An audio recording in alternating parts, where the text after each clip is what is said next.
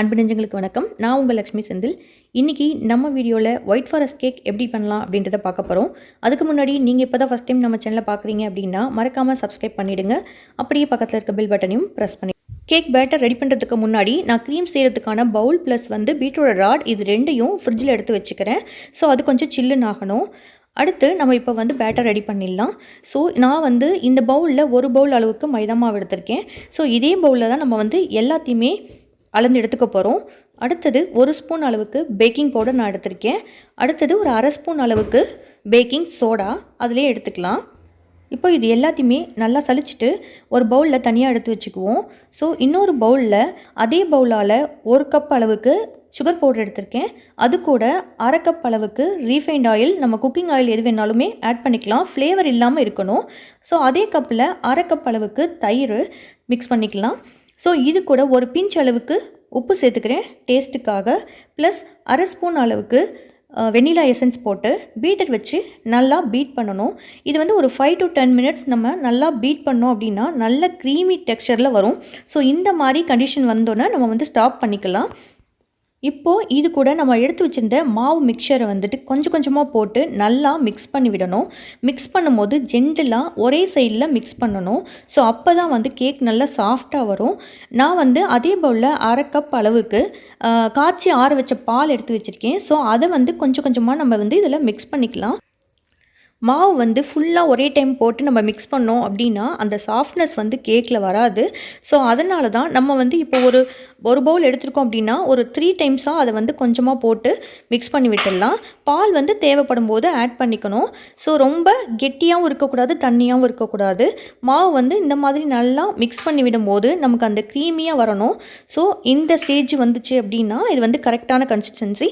நம்ம எடுத்து விழும்போது ஒரு ரிப்பன் சைஸில் அது விடணும். ஸோ அந்த மாதிரி வந்துச்சுன்னா அது கரெக்டான கன்சிஸ்டன்சியில் இருக்குதுன்னு அர்த்தம். அடுத்து நான் என்ன பண்ண போனால் பேக்கிங் ட்ரேயில் கொஞ்சமாக எண்ணெய் தடவி விட்டுக்கிறேன் ஃபுல்லாக. ப்ளஸ் பட்டர் பேப்பர் போட்டுக்கலாம். இப்போது எடுத்து வச்சுருக்க அந்த மாவு மிக்சரை இதில் சேர்த்துக்கலாம். நான் பேட்டர் ரெடி பண்ணுறதுக்கு முன்னாடியே ஒரு கடாய் நான் ஹீட் பண்ணி வச்சுருந்தேன். சிம்மில் வச்சு ஹீட் பண்ணி வச்சுருந்தேன். ஸோ அதில் இந்த மிக்சர் எடுத்து வச்சு ஒரு 1/2 hour வெயிட் பண்ணி பார்த்தோம் அப்படின்னா கேக் நல்லாவே சூப்பராக சாஃப்டாக ரெடியாக இருந்துச்சு. ஸோ டூத்பிக் வச்சு நான் செக் பண்ணும்போது ஒட்டாமல் வந்துடுச்சு. ஸோ கேக் நமக்கு ரெடி ஆகிடுச்சு. அடுத்து நம்ம க்ரீம் ரெடி பண்ணிடலாம்.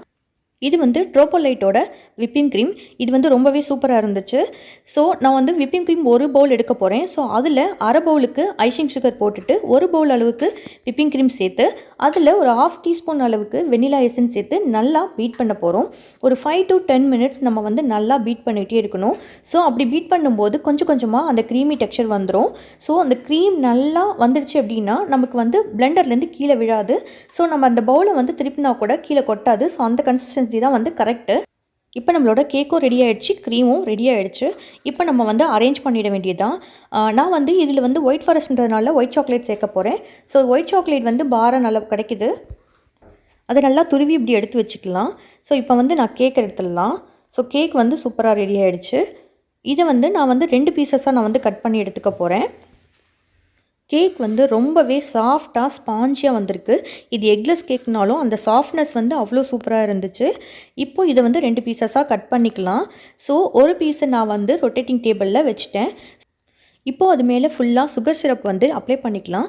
சுகர் சிரப் ஒன்றுமே இல்லை. நம்ம இப்போ 1 ஸ்பூன் சுகர் எடுத்துட்டோம் அப்படின்னா 1 ஸ்பூன் அளவுக்கு நம்ம ஹாட் வாட்டர் ஊற்றி நல்லா மிக்ஸ் பண்ணி எடுத்து வச்சுக்கணும்.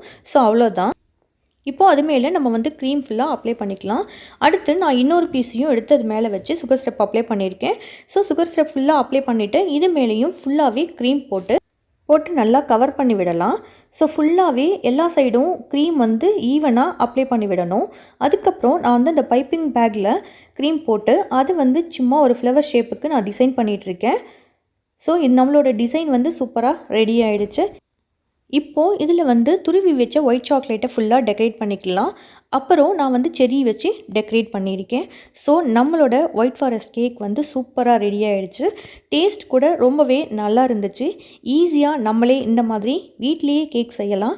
நீங்களும் ட்ரை பண்ணி பாருங்கள். உங்களுக்கு பிடிச்சிருந்ததுன்னா மறக்காமல் கமெண்ட் பண்ணுங்கள், லைக் பண்ணுங்கள், உங்கள் ஃப்ரெண்ட்ஸ் கூட ஷேர் பண்ணுங்கள். தேங்க்யூ.